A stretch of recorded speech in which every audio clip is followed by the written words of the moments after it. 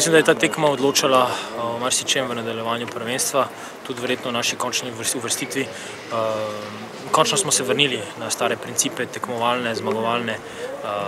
Miselnost je bila ta prav, ko smo nehali se ukvarjati s sodnikom, smo dobivali situacijo na igrišču, prav visoke kvalitete danes na terenu ni bilo, niti z ene, niti z druge strani, ampak je bilo zelo občutno, da si obe ekipi želita zmago.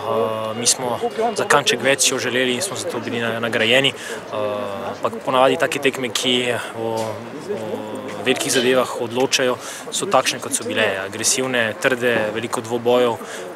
Mi smo teh potem v končnici tekme ogromno dobivali in spet so pravi Domžale osvojile točke na gostovanju.